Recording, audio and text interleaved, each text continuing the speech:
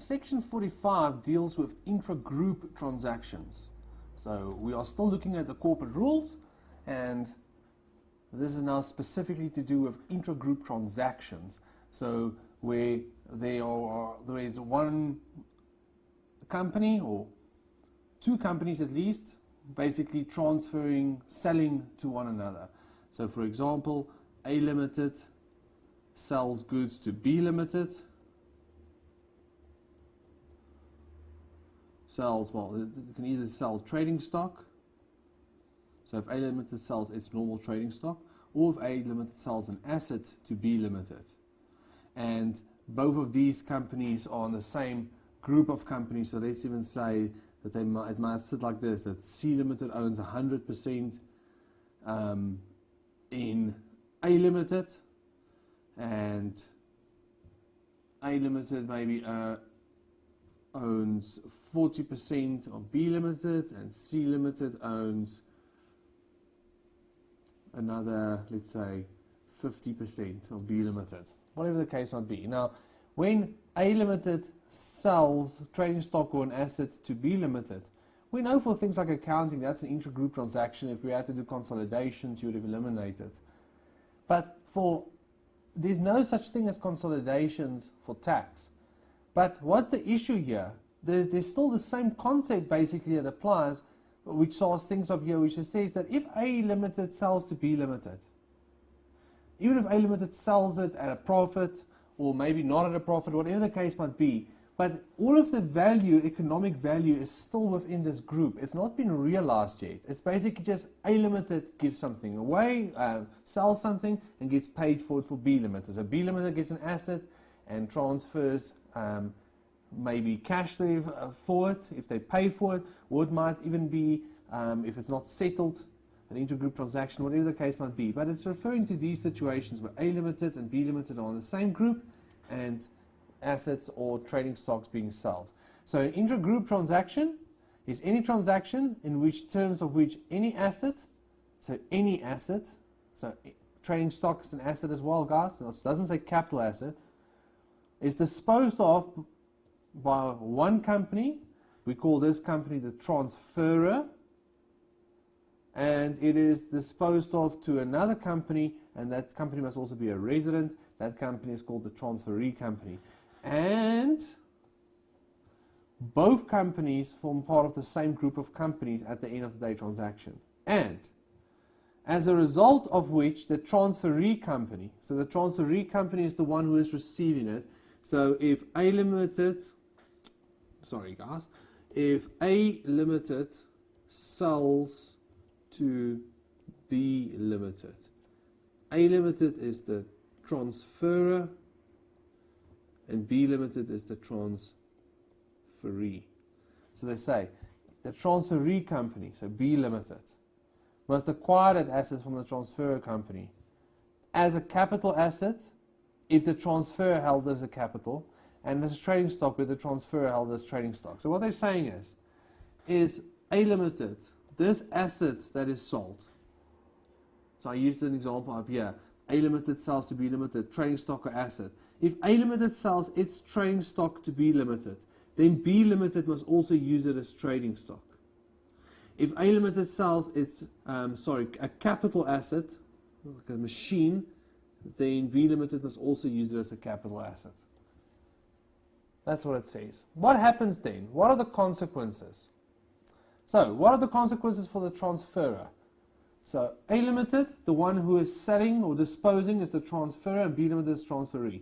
I keep saying selling, guys, but disposing is a better term, so it could just be a transfer.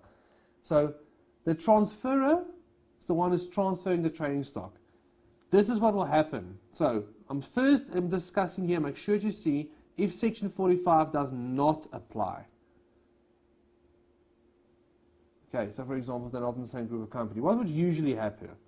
If it's trading stock that's being disposed of, so let's say it's just a transfer, there's no sale. You would raise Section 22(8), so recoup the market value. If it's capital asset, it's sold in terms of market value in terms of paragraph 38. So that's the normal rules that we know. If section 45 applies, what happens then? Then the trading stock is treated as if it had been sold at the same value as the deduction, and if the capital asset is treated as if it's sold for the same base cost. Right, so let's have a quick example here. So A Limited sells trading stock to B Limited. Cost to A Limited to manufacture 100,000. Market value. So A Limited transfers, or market value when transferred.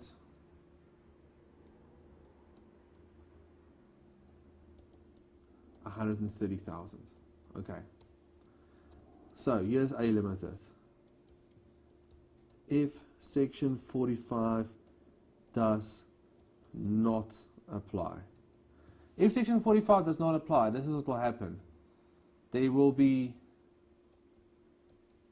manufacturing cost, so I'll just call it cost next time. Section 11A gets deducted of 100,000 rands.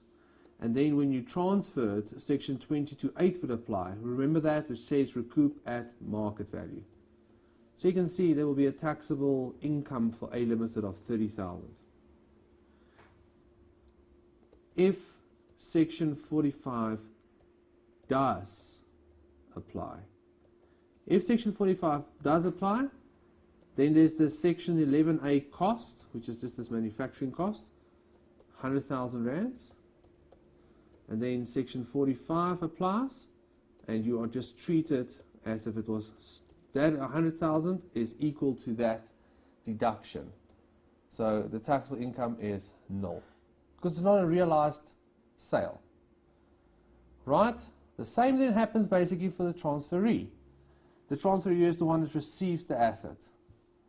If it's trading stock, the transferee is treated as if they acquired the asset for an amount equal to the deduction claimed. If it's a capital asset, they treat it as if they're the same person as the transferor. So it's transferred at its base cost, basically. But how you should view it is you treat it as the transferee and the transferor were the same person when the asset was originally acquired. So it's the same as a rollover.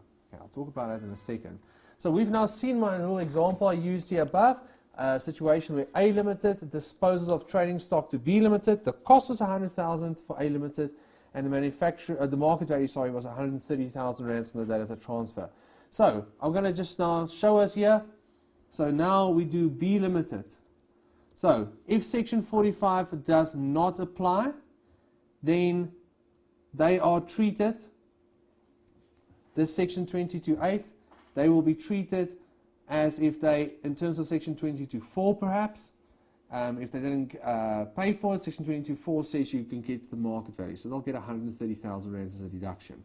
If section 45 does apply for B Limited, then they will be treated in terms of section 22.4 or section 45, this is actually more correct, they will be treated as if they purchased it for 100,000 rands. So you can see these two examples talk to each other. Now let's just use another example here. X Limited bought machine X in 2015 for $1 million and uses it in production of income. I was going to say it's a manufacturing asset. Okay, cost was $1 million. Sorry, I already said that, I know. In 2017, X Limited transferred machine X to B Limited. Market value at this time was, let's say, 1.2 million rands. Okay, so if section 45 does not apply. X limited.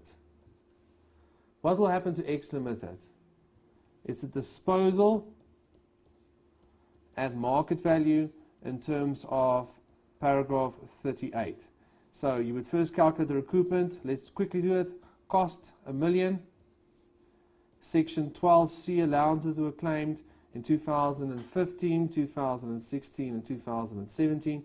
40%, 20%, 20%. So 400, 200, 200. This gives us the tax value when sold. What's that? 200,000.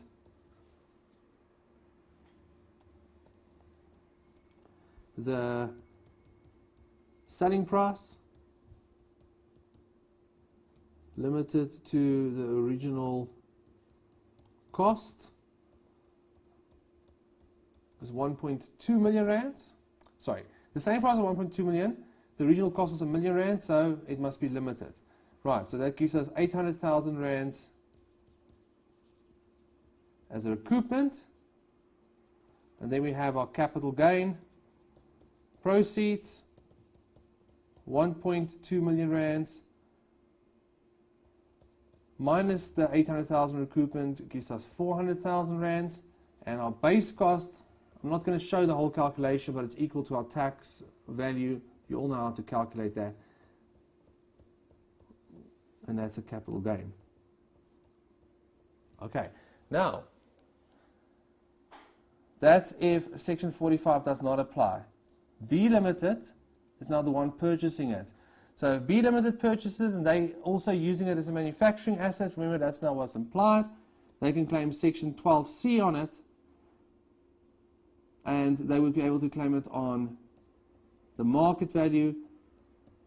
It's a second-hand machine, so 20%, so what's that, 240,000 rands, what they would claim. So that's if section 45 does not apply. If section 45 applies, right, X limited, first let's calculate the recoupment. The recoupment will be as follows. You'll calculate the tax value. Now the tax value I want to see is the cost less all of the allowances, so the same story, that 200,000 rands. That's the 200,000 rands. Then here where we said selling price limited to original cost.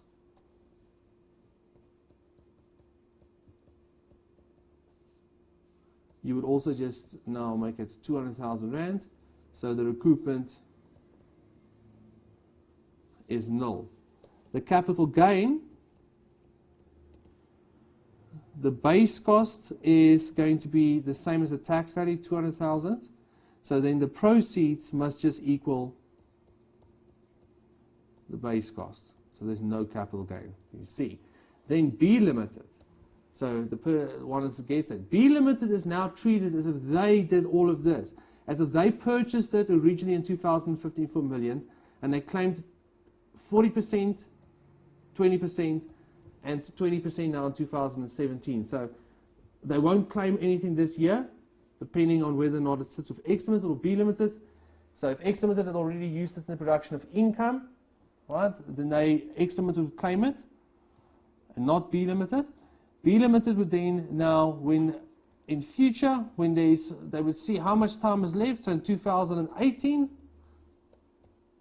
B limited would claim the remaining $1 million times 20%. Okay, so that's it, guys. That's basically the idea behind it. Just see that they get transferred at the same tax value and base cost.